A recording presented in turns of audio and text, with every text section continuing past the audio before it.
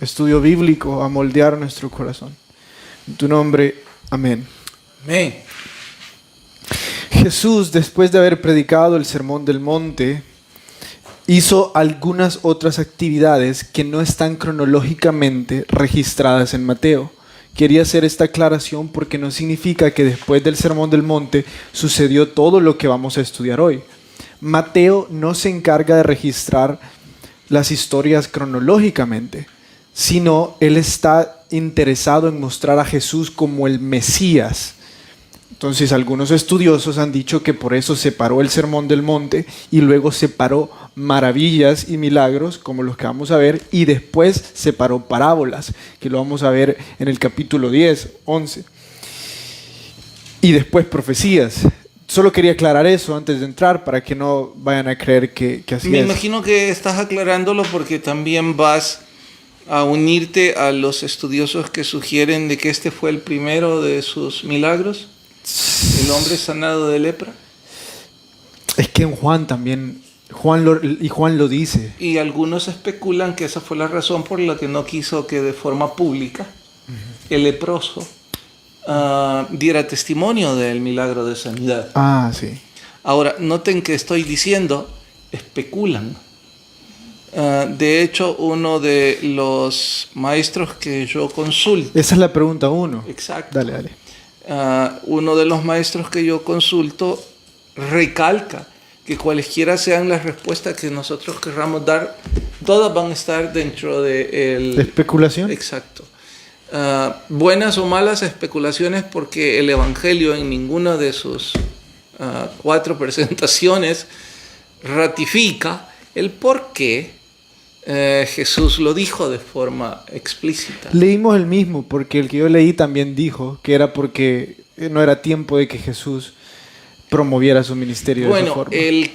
Uno de los que yo leí, la especulación de él es que Jesús quería que primero fuera donde el sacerdote, porque los sacerdotes eran los médicos de ese entonces. Dios les había entregado toda una guía ellos eran de cómo entender enfermedades. Ellos eran los que decían si alguien ya era sano, oficialmente hablando. Entonces, si este leproso iba donde los sacerdotes y ellos ratificaban el milagro, entonces que lo hiciera público, para que así se glorificara aún más. Ahora, noten, el Señor no necesita la ratificación de ningún grupo sacerdotal. Ya dije que era una especulación al respecto del por qué el Señor dijo aún no. Y los otros dicen que todavía no quería llamar la atención porque sabía que cuando eso sucediera se iban a golpear, ¿cuál es la palabra? Iban a correr tras de él multitudes y entonces todo el programa se iba a desbaratar. Ahora que diste la tuya, también quisiera dar la mía, y es que una de las que a mí me gustó es que este leproso no iba a predicar el evangelio que Jesús verdaderamente quería que fuera predicado, sino iba a predicar un evangelio lleno de señales, prosperidad, etc. O sea, el profeta que hace milagros. Ya dejemos de especular, vamos a la otra. La 2. La otra. ¿Por qué cuando Jesús vio la fe del centurión dijo que no había visto otra fe como esa en Israel? Bueno, es que el centurión no era judío, ni tampoco había estado con Jesús en medio del discipulado que estaba dando a los 12. Y los 12 ni en broma se acercaban a la fe del centurión. Así es que para contrastar la falta de fe de los judíos y de los discípulos mismos, Jesús dice, si fueran como este, les iría mejor. Hay 3 cosas que identifiqué en esos versos, y la primera es la humildad en la fe del centurión, porque él, siendo el jefe del criado, va a buscar la sanidad del criado.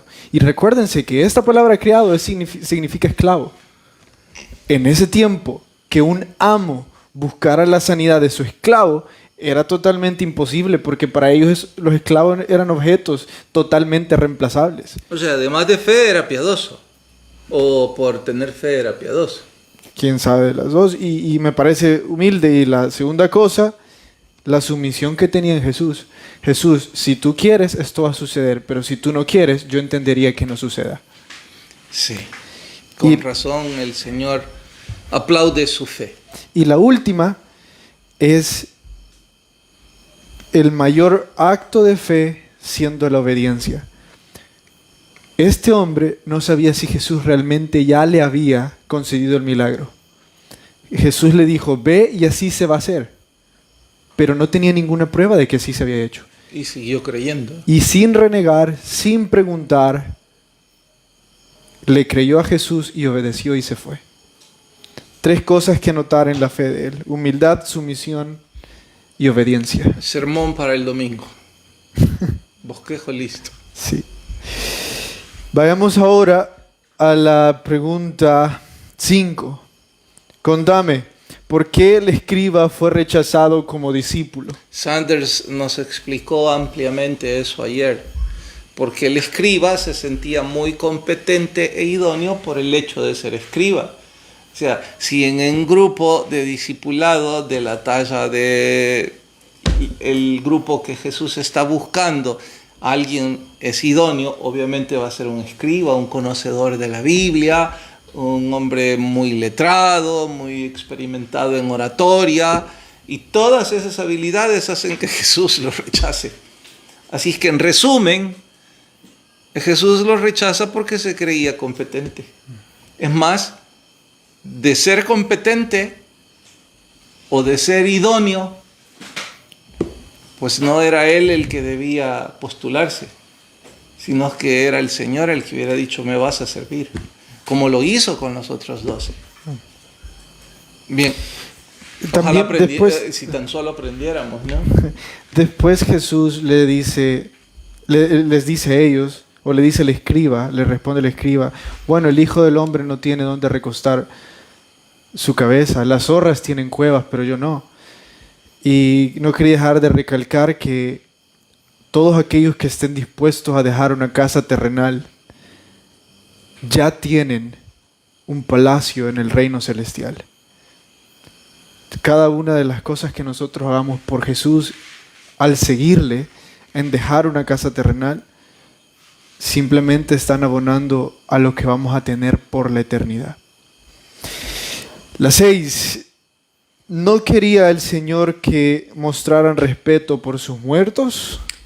Una vez más entramos en el campo de la especulación, solo que esta vez es cultural, entonces la especulación es menor. Cuando digo especular es porque Jesús no dice abiertamente la razón, entonces tenemos que buscar debajo de la letra. A diferencia del caso anterior, en este sí tenemos un contexto cultural. ¿Cuál? Uno, que los servicios fúnebres tardaban mucho más que los nuestros. 2, que la expresión no significa mi papá murió, sino que, Señor, yo quiero ir, pero permíteme esperar que mi papá muera para entonces yo estar libre de mis compromisos y seguirte. En resumen, culturalmente, la respuesta de este hombre fue: no estoy listo, necesito un poco de tiempo. Jesús le respondió de forma severa porque ameritaba que la respuesta fuera dura. Le dijo, es que tu fe es muerta. Por eso, deja que los muertos entierren a sus muertos. O sea, vos vas a ir a enterrar a un muerto porque estás tan muerto como él. Eso es lo que Jesús quiso decir. Ahora, en ningún momento eso significa que nosotros no debemos mostrar respeto por nuestros familiares o mostrar respeto por los servicios fúnebres, por supuesto que sí. O por alguien en duelo. O por alguien que está sufriendo y está de luto. Claro que debemos mostrar respeto, claro que debemos cuidar a nuestros padres. Todos los que tenemos padres ancianos, de no cuidar de ellos, eso grita nuestra falta de cristianismo, nuestra falta de fe, nuestra falta de compromiso. Todos aquellos que tenemos padres ancianos y no los amamos, no proveemos y no estamos ahí, es nuestro cristianismo el que se pone en duda. En el pasaje paralelo después de esta parte de personas diciéndole a Jesús, te queremos seguir, y no siguiéndole por excusas, Pedro, en el pasaje paralelo de Lucas, Pedro le pregunta a Jesús, mira Jesús, nosotros hemos dejado todos, ¿no? Como esos. ¿Y a nosotros qué nos vas a dar? Y ahí es donde Jesús les dice, la frase que yo mencioné, el escritor que yo estaba leyendo menciona esa frase. Aquellos que estén dispuestos a abandonar cosas en esta tierra por mí, ya tienen ganado el reino de los cielos. Ahora, notemos algo, que esa era la actitud de los discípulos antes de creer en Jesús resucitado. Muchas veces nosotros nos excusamos en las debilidades de los discípulos para justificar las nuestras. Y la fe de ellos, cada vez que se quiebra, como el caso que está en esta historia, que no sé si es de las preguntas que va a hacer, cuando las olas se crecieron y ellos tuvieron miedo, Jesús les dice, hombres de poca fe, los reprocha y nosotros decimos, si los discípulos, sí, pero recordemos que en ese momento los discípulos todavía creían que Jesús era un profeta o el rey, pero no creían que Jesús era el Hijo de Dios. Cuando ellos tuvieron el encuentro con el Jesús resucitado, todo cambió. Con esto estoy exhortándome a mí mismo en decirme que no justifica los errores de los discípulos para que nosotros los repitamos, porque nosotros ahora sí sabemos que Jesús es Dios y que está preparando moradas para nosotros y creemos en Él, mucho mejores que lo que aquí podamos hacer. Nos metimos en eso y pienso que es válido preguntar, ¿es tan malo desear una morada celestial? ¿Celestial? Sí. En lo absoluto. De hecho, es una de sus promesas, es uno de sus baluartes, porque Él promete que resucitaremos con Él. Lo repetimos cada mes cuando tomamos la cena del Señor. A ver si me acuerdo. Por medio de esta ceremonia anunciamos creer... Tu pronto regreso en gloria. Y anunciamos tu pronto regreso en gloria, y que Jesús murió en la cruz, resucitó al tercer día, y algún día nosotros resucitaremos con Él. No está mal. Pero creo que lo que querés decir, y sí te entiendo, es que llega un momento en que parece ser que esa no es la motivación principal del servir al Señor, sino que Él pone en nosotros un amor que independientemente de esa promesa, nuestro corazón arde. Los discípulos se olvidaron de esas cosas. Nunca jamás volvieron a preguntar, ¿y a nosotros qué nos van a dar cuando muramos? Ahora, ¿cómo vino ese sentimiento? Solo por el Espíritu Santo. Sí, no lo buscamos, ni lo pusimos, ni lo desarrollamos. Solo el Espíritu Santo puede dar eso. Así que si usted es un hombre o una mujer que está arraigado a deseos terrenales, no es que sean pecado, pero deberíamos poner nuestros ojos en cosas espirituales. Y si no lo hemos logrado, es tiempo de pedírselo al Espíritu Santo, que venga como un don. Y para gracia, lo demás viene por añadidura. Es que una vez pones tus ojos en el cielo, todo lo demás en la tierra empieza a caer en su sitio. La 8 nos tocaba, pero también es más especulación. Entonces, vamos a madurez porque quedan 9 minutos. Bueno, escogí la 1 porque es parte de introducción. Entonces, ¿qué significa que sabemos cómo el pecado entró al mundo, pero no sabemos cómo entró al universo? Mira, una de las cosas que yo descubro cuando me enfrento ante los maestros, y no es que yo sepa, pero cada vez que digo estoy frente a un grande, es porque tocan cosas que jamás ni siquiera se me ocurrió pensarlas. Y no es que yo esté en una posición en donde ya pensé todo, pero después de haber leído la Biblia y enseñado una o dos veces, pues claro que viene algo y de dónde saca. El punto es simple cuando uno ya lo piensa dos veces.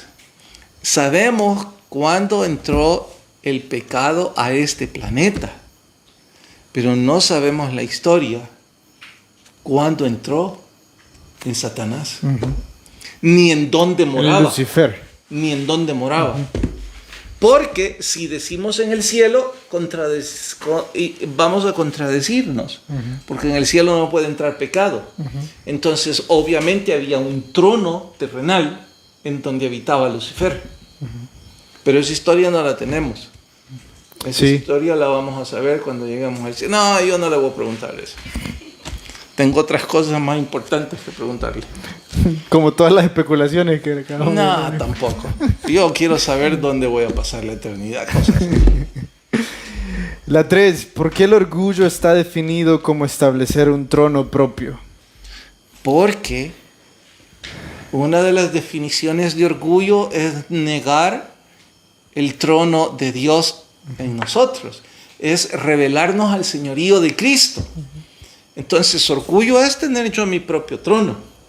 Estar sentado en mi propio trono. De ahí la respuesta. Y yo lo veo de esta forma. Sentarme en el trono que le pertenece a Dios. En nuestra vida hay un trono, obviamente simbólico, que el único que se puede sentar ahí, el único que merece la honra, la gloria en nuestra vida, es Dios. El problema es cuando nosotros mismos nos sentamos ahí y nos autoproclamamos dioses de nosotros mismos, diciendo que tenemos el derecho de hacer lo que querramos y de tomar las decisiones que querramos. Y el único Dios que a mí me importa soy yo mismo porque yo me senté en el trono. El mejor ejemplo es todos los gobiernos que legislan en contra de la Biblia. Ellos dicen que su legislación es su trono, en contra del trono de Dios. ¿Cómo puede ser un buen ejemplo de alguien que se ha sentado en el trono? Los países que han aprobado el matrimonio entre homosexuales, los países que han aprobado el aborto, eso es sentarse en el trono de Dios. Los países que están intentando legalizar la eutanasia por cualesquiera motivos. No digo que alguno es válido, solo estoy haciéndolo aún más grave. Ellos están sentándose en el trono de Dios, pero no vayamos a casos tan extremos. Si nosotros a cada rato le decimos a Dios, oh Señor, Dios altísimo, pero le quitamos del trono cada vez que hacemos nuestra gana y nuestra voluntad en contra de la voluntad de Él en nuestra propia vida. Yo también pondría el ejemplo que el mismo escritor puso, Sanders, cuando dijo, un soldado no anda preguntando por qué sendero se va a ir al campo de batalla. A un soldado le dicen, te vas a ir por este sendero, y el soldado obedece. Dios ya nos ha dicho muchas veces cuál es el sendero de restauración familiar, cuál es el sendero de perdón, cuál es el sendero de tantas cosas en nuestra vida. Porque un día nos sentamos en el sofá hoy de la casa, ya no en las sillas de la iglesia, porque hemos pasado 7 meses en casa, y escuchamos algo que estrujó nuestro corazón en un sermón. No nos gustó escucharlo, porque sabíamos que era directamente para nosotros. Escuchamos algo sobre el perdón, escuchamos algo sobre la obediencia, escuchamos algo sobre el alcoholismo, qué sé yo qué. Y ese día Dios trazó un sendero para que nosotros camináramos. Pero ese mismo día también nos sentamos en nuestro trono y dijimos, no voy a obedecer. Ahí empieza la soberbia. Todo este capítulo de Sanders habla sobre la soberbia. Por eso inicia con Satanás, porque Satanás es el máximo ejemplo de soberbia. Yo estoy fascinado con la definición del sirviente del Führer. Dale. Esa es la pregunta. Esa es la que tocaba en realidad. Sí, pero en el contexto de lo que lo estás diciendo. Dale. Dice que el Führer, si iba a una boda, él quería ser la novia. Que si iba a un bautismo, quería ser el bebé. Y que si iba a un funeral, quería ser el cadáver. Lo ridiculiza al máximo diciendo que en realidad era su vida como la de un cadáver y que eso es el orgullo, putrefacción. Y el tiempo se nos va a ir y yo no sé Tenemos si estaba, 5 minutos. yo no sé si estaba en la agenda y perdón si me salgo del protocolo. Hay 2 preguntas, entonces voy a esta y a las 2 preguntas. ¿La competitividad es pecado? Cuando la competitividad lleva como fin creerte mejor que los demás, es totalmente pecado. Cuando la competitividad te lleva a ser mejor que vos mismo, es el deseo espiritual por ser diligente en lo que haces. No hay más que decir. Vamos a las preguntas. Pregunta Edwin Santamaría, ¿eso de dejar todo por Dios no suena una salvación por obras? No, nadie puede dejar todo por la causa del Señor si antes no ha entregado su corazón. Entonces, es imposible que suceda. Solo alguien que ha entregado su corazón puede dejar lo demás. Así es que, lejos de una salvación por obras, sería una salvación por gracia, por fe. El mejor ejemplo es el joven rico que dijo haberlo cumplido todo, pero no había dado su corazón. Hermano Santamaría, le recomendaría leer Hechos capítulo 5. En Hechos capítulo 5 está el ejemplo de personas que quisieron hacer eso. Quisieron dejarlo todo cuando Dios no les había pedido dejarlo todo.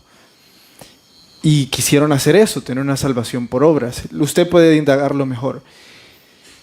Dios nos va a pedir todo en áreas específicas de nuestra vida.